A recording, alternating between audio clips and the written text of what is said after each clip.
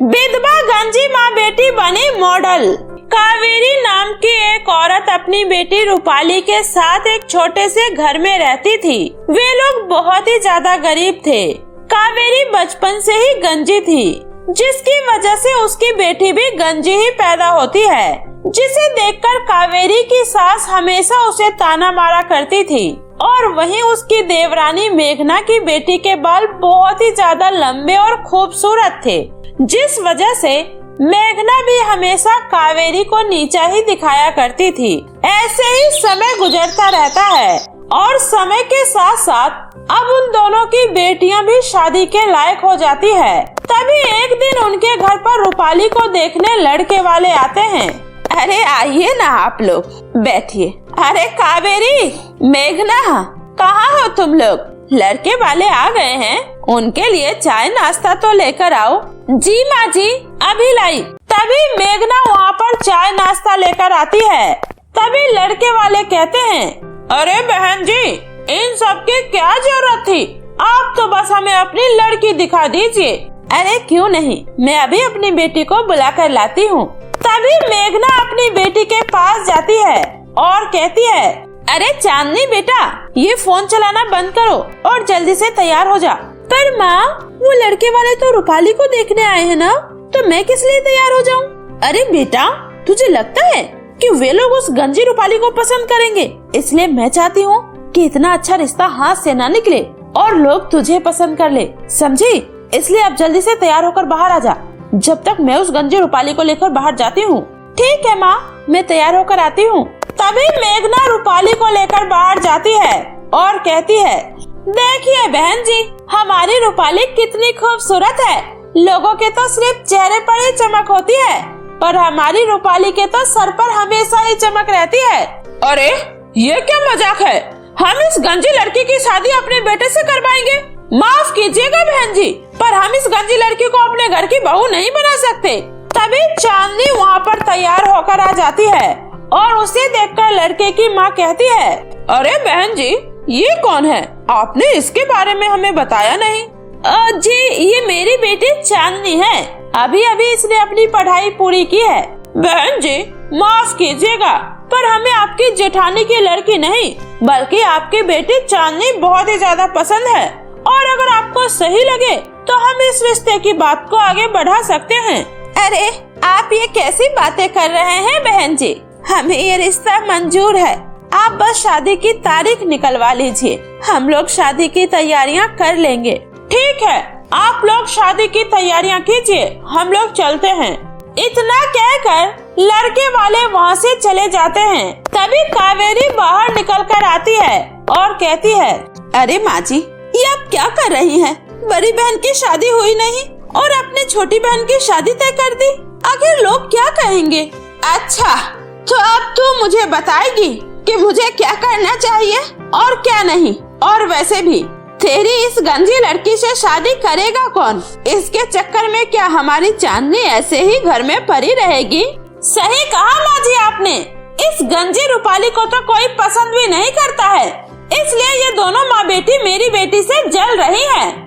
इस तरह कावेरी वहाँ खड़ी सबके ताने को सुन रही होती है और रोते रोते अपने कमरे में चली जाती है।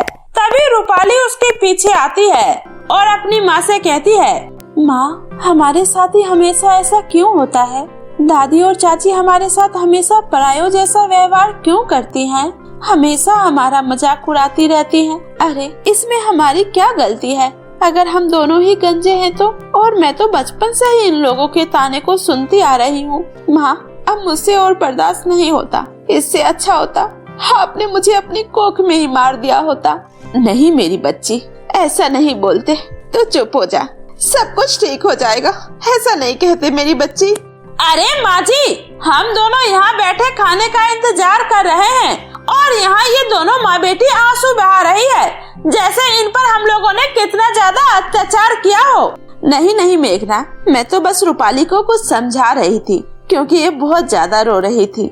हाँ हाँ ठीक है, बाहर माँ जी इंतजार कर रही है, जल्दी से खाना बना कर ले आइए। ऐसे ही कुछ दिन गुजरने के बाद चांदनी अपनी दादी से कहती है, दादी जी, मुझे आपसे कुछ बात करनी है। हाँ हाँ, बोलो बेटी। वो मुझे सूरज जी बता रहे थे कि उनके पिताजी के दोस्त की पत्नी खत्म हो गई है और उनके 2 बच्चे भी हैं, लेकिन बहुत पैसे वाले हैं और उन्हें अपने लिए एक अच्छी पत्नी चाहिए जो उनकी देख रेख कर सके। तो क्या हम रूपाली की शादी उनसे करवा दें? देखा माँ जी, मेरी बेटी सबका कितना ख्याल रखती है, और वैसे भी उस गंजी लड़की से शादी करेगा ही कौन। अच्छा है ये रिश्ता उसे मिल रहा है। क्यों माँ जी, मैंने सही कहा ना? हाँ, तू सही कह रही है बहू। वैसे भी उस आफत से पीछा छुड़ाने का बस यही एक तरीका है हमारे पास। पर माँ जी, वो आदमी तो हमारी रूपाली से उम्र में कितना बड़ा होगा ना, और मैं अपनी रूपाली की शादी ऐसे आदमी से कैसे करवा सकती हूँ? अरे नहीं करवाएगी तो इस गंजी को क्या जिंदगी भर हमारे सर पर बैठा कर रखेगी? इसलिए चांदनी ने जो लड़का बताया है उसी से रूपाली की शादी होगी, समझी तू? माँ मुझे ये शादी नहीं करनी है। माँ प्लीज आप इन लोगों को समझाइए ना। इस तरह कावेरी सबको समझाती है, पर उसकी बात कोई नहीं सुनता और रूपाली की शादी उस बड़े उम्र के आदमी के साथ करवाने के लिए सभी उससे जबरदस्ती करते हैं। तभी कुछ दिनों में शादी का दिन भी आ जाता है और रूपाली तैयार हुए अपने कमरे में बैठी रो रही होती है। तभी उसकी माँ वहाँ आती है और उससे कहती है, रूपाली बेटा जल्दी चलो यहाँ से, हमें यहाँ से जाना होगा, वरना ये लोग तुम्हारी शादी जबरदस्ती उस बूढ़े आदमी से करवा देंगे। चल बेटा। पर माँ हम लोग जाएंगे कहाँ? हमारे पास तो कोई और जगह भी नहीं है। कहीं भी जाएंगे बेटा, पर यहाँ और नहीं रुकेंगे। मैं उन लोगों को तुम्हारी जिंदगी बर्बाद करने नहीं दूंगी, तो चल मेरे साथ। इतना कहकर कावेरी रूपाली को लेकर वहाँ से भाग जाती है और घर के सभी लोग उन्हें घर में न देखकर बहुत ज्यादा गुस्सा हो जाते हैं और कहते हैं, देखा ना माँ जी, वहाँ बारात दरवाजे पर खड़ी है और यहाँ वो दोनों माँ बेटी घर से भाग गई। अब मेरी बेटी चांदनी की ससुराल में क्या इज्जत रह जाएगी? आखिर उन दोनों माँ बेटी ने मेरी बेटी की जिंदगी बर्बाद कर ही दी ना। तो चिंता मत कर बहू, उन दोनों का जब भी कुछ पता चलेगा ना तो मैं उन्हें छोड़ूंगी नहीं। उनको ऐसा सबक सिखाऊंगी कि वो दोबारा ऐसा काम करने के बारे में सोचेंगे भी नहीं। इस तरह वहाँ कावेरी रूपाली को लेकर शहर पहुँच जाती है और रूपाली अपने शादी वाले जोड़े में ही होती है और वो दोनों गंजी थी, जिसकी वजह से वहाँ के सभी लोग उन्हें देखकर उनका मजाक उड़ाने लगते हैं। अरे क्या बात है, आज तो हमारे शहर में दिन में ही चांद निकल आया है। अरे हाँ, तुम बिल्कुल सही कह रही हो, जरा इनके सर को तो देखो कितना चमक रहा है। सही कह रही हो तुम लोग, ये दोनों माँ बेटी तो गंजी है, गंजी। और ऐसी औरतें तो मैंने पहली बार देखी है। माँ, यहाँ भी सब हमारा मजाक उड़ा रहे हैं और गांव में तो सब हमारा मजाक उड़ाते ही थे। लगता है इस दुनिया के सारे लोग एक जैसे ही हैं। तभी वहाँ पर एक सुंदर सी लड़की आती है और उनसे कहती है, नहीं नहीं, ऐसी कोई बात नहीं है। इस दुनिया में सबको जीने का हक है और लोगों का क्या है, उनका तो काम ही है सबका मजाक उड़ाना। लेकिन हम लोगों का मुंह तभी बंद कर सकते हैं जब हम अपनी जिंदगी में कुछ बन जाए, और मैं आप लोगों को आगे बढ़ाने में आपकी मदद करूंगी। पर बेटा तुम कौन हो और तुम हमारी मदद क्यों करना चाहती हो? मेरा नाम सौम्या है और मैं इस समय एक मॉडल एजेंसी की डायरेक्टर हूँ। इस समय हमें एक ऐसी मॉडल चाहिए जो सबसे अलग हो, और वो बात आप लोगों में है।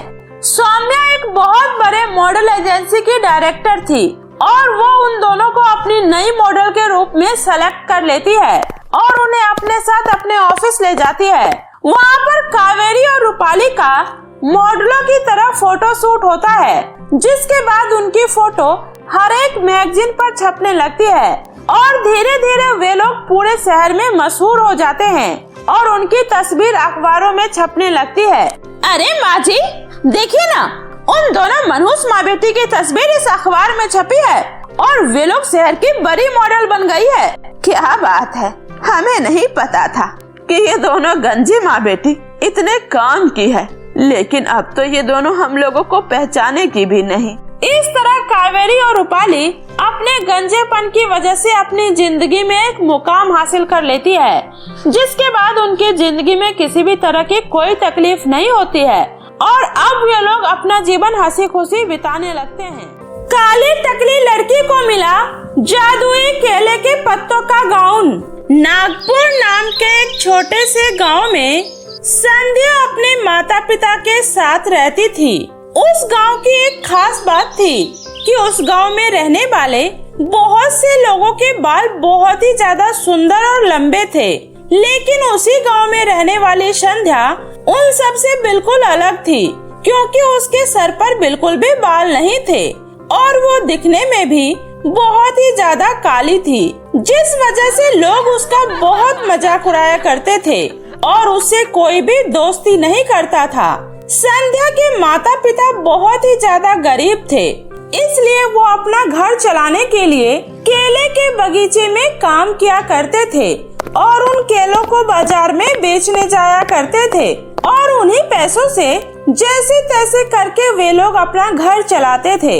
ऐसे ही एक दिन संध्या भी अपने पिता के साथ बाजार में केले बेचने जाती है, तो उसे बाजार में अपने ही स्कूल की कुछ लड़कियां मिल जाती है, जो उसका मजाक उड़ाते हुए उससे कहती है अरे देखो तो जरा इस काली गंजी को कैसे बाजार में बैठकर केले बेच रही है। बेचारी गंजी होने के साथ साथ कितनी गरीब भी है ना? 2 वक्त की रोटी के लिए भी इसे कितनी मेहनत करनी पड़ रही है। हाँ, तुमने बिल्कुल सही कहा सुधा। थैंक गॉड कि हम लोगों की लाइफ इस गंजी के जैसे नहीं है। हम लोगों के पास इतना पैसा है कि हम अपनी आगे की जिंदगी सुकून से गुजार सकते हैं और जैसे मर्जी चाहे सुंदर सुंदर ड्रेसें भी खरीद सकते हैं। लेकिन इस संध्या के नसीब में तो अच्छे कपड़े पहनना लिखा ही नहीं है। क्यों, मैंने सही कहा ना? अरे हाँ, तुमने बिल्कुल सही कहा। इसलिए तो मुझे इस गंजी पर कभी कभी बहुत तरस भी आता है। एक तो भगवान ने इसके सर पर एक भी बाल नहीं दिए, ऊपर से इसका रंग भी कितना काला है। लेकिन इस पूरे गांव में इसके जैसी अनोखी काली गंजी लड़की को देखकर मजा भी बहुत आता है, क्योंकि हमारे गांव में हर किसी के इतने सुंदर और लंबे बाल हैं, लेकिन इस संध्या के सर पर तो एक भी बाल ही नहीं है। इतना बोलकर वे तीनों संध्या का मजाक उड़ाने लगती है। उसी समय संध्या कहती है, आखिर तुम लोगों को मेरा मजाक उड़ाकर क्या मिलता है? क्यों तुम लोग हमेशा मेरे साथ ऐसा ही करती हो? अरे मैं काली हूँ, मेरे सर पर बाल नहीं है, तो भला इसमें मेरी क्या गलती है? क्यों मैं आम लोगों की तरह अपना जीवन नहीं जी सकती?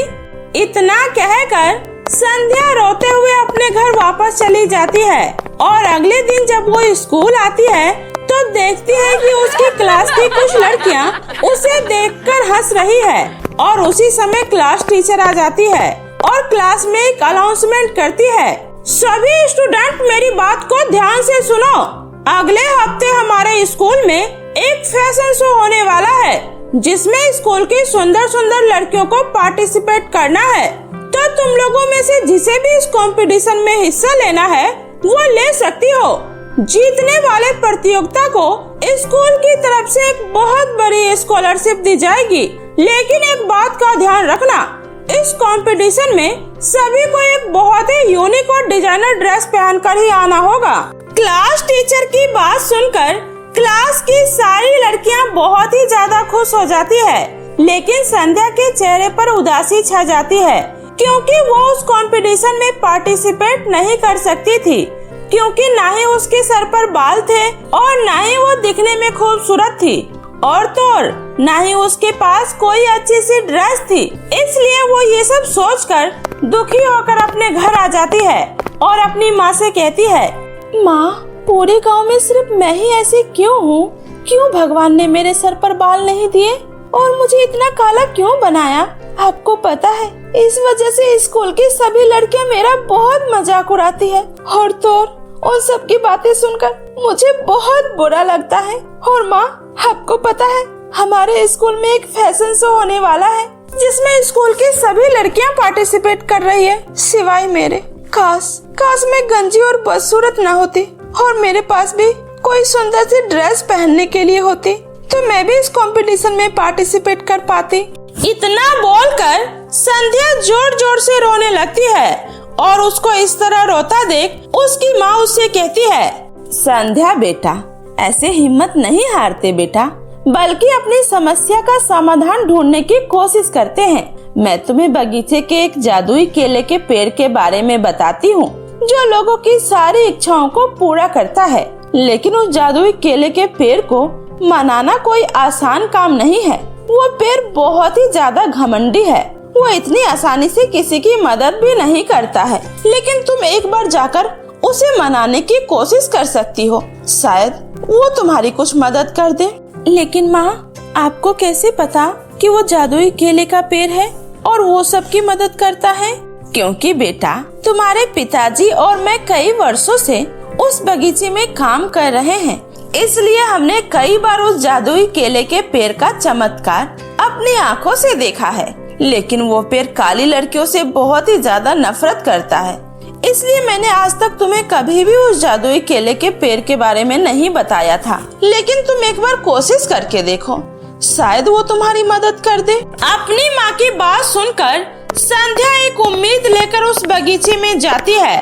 उसे वहाँ पर एक बहुत ही सुंदर केले का हरा भरा पेड़ दिखाई देता है और उस पेड़ के नीचे बहुत सारे रंग बिरंगे फूल लगे होते हैं। तभी संध्या उस पेड़ के पास जाती है और उससे कहती है, हे जादुई केले के पेड़, मुझे आपके बारे में मेरी माँ ने बताया है कि आप कैसे सबकी मदद करते हैं। तो क्या आप मेरी भी मदद कर सकते हैं? क्योंकि मेरे स्कूल में एक फैशन शो होने वाला है, तो बिना किसी ड्रेस के मैं इस कंपटीशन में पार्टिसिपेट नहीं कर सकती हूँ। तो क्या आप मुझे कोई सुंदर सी ड्रेस दे सकती हैं? सुनो लड़की, लगता है तुम्हें किसी ने बताया नहीं, तुम कितनी ज्यादा काली और बदसूरत हो और मैं तुम्हारी जैसी बदसूरत लड़की की मदद नहीं करता हूँ। इसलिए तुम यहाँ से चुपचाप वापस चली जाओ, क्योंकि मैं तुम्हारी जैसी गंजी और काली लड़कियों की मदद नहीं करता हूँ, समझी? घमंडी जादुई केले के पेड़ की बात सुनकर संध्या को बहुत बुरा लगता है, इसलिए वो वहाँ से चुपचाप वापस जाने लगती है। तभी उसे बगीचे में कई लालची जमींदारों की बातें सुनाई देती है। अरे, हम लोगों के पास यही सही मौका है इस जादुई केले के पेड़ को काटने का। फिर मार्केट में हम उसे अच्छे दामों में बेच देंगे, इससे हमें काफी मुनाफा होगा। लालची जमींदारों की ये सारी बातें संध्या सुन लेती है और बिना समय गवाए वो भागकर अपने घर जाती है और अपनी माँ को सारी बातें बता देती है। जिसके बाद संध्या की माँ बगीचे के मालिक और उसके कुछ आदमियों को इकट्ठा करके बगीचे की ओर ले आती है और जैसे ही वो लालची जमींदार उस जादुई केले के पेड़ को काटने जाता है, उसी समय बगीचे का मालिक उन सभी आदमियों को पकड़कर मारने लगता है और उन्हें ले जाकर पुलिस स्टेशन में बंद करवा देता है। ये सब देखकर उस जादुई केले के पेड़ को अपने किए पर बहुत ही ज्यादा पछतावा होता है और वो संध्या से माफी मांगते हुए कहता है, संध्या बेटा, मुझे माफ कर दो, क्योंकि मैंने तुम्हारी मदद करने से मना कर दिया था। लेकिन आज मुसीबत के समय तुमने मेरी मदद की। सच में तुम एक बहुत अच्छी लड़की हो। मैंने तुम्हारे साथ कितना गलत किया, लेकिन तुमने फिर भी मेरी मदद की, मुझे उन लालची जमींदारों से बचाया। इसलिए ये लो, मैं तुम्हें केले के पत्तों से बना हुआ ये जादुई गाउन दे रहा हूँ और मुझे पूरा विश्वास है कि तुम ये जादुई केले के पत्तों का गाउन पहनकर उस फैशन शो को जरूर जीतोगी। इतना सुनकर संध्या वो जादुई केले के पत्तों से बना हुआ गाउन लेकर खुशी खुशी अपने घर आ जाती है और घर आते ही संध्या जैसे ही उस जादुई गाउन को पहनती है, वैसे ही उसके सर पर बहुत ही लंबे और सुनहरे बाल आ जाते हैं और वो दिखने में दूध की तरह गोरी हो जाती है। वो पूरे गांव में सबसे ज्यादा खूबसूरत दिखने लगती है और ऐसे ही कुछ ही दिनों में कंपटीशन का दिन भी आ जाता है और संध्या खुशी खुशी वो जादुई केले के पत्तों का गाउन पहनकर उस फैशन शो में पार्टिसिपेट करती है और अपने अनोखे जादुई केले के पत्तों के गाउन की मदद से संध्या उस कंपटीशन को जीत जाती है और स्कूल की तरफ से उसे एक बहुत बड़ी स्कॉलरशिप भी मिलती है। जिसके बाद स्कूल की बाकी सभी लड़कियां अपना सर शर्म से झुका लेती है और उस दिन के बाद से जादुई केले के पत्तों के गाउन की मदद से संध्या की जिंदगी पूरी तरीके से बदल जाती है और वो अपने आगे का जीवन अपने परिवार के साथ खुशी खुशी व्यतीत करने लगती है।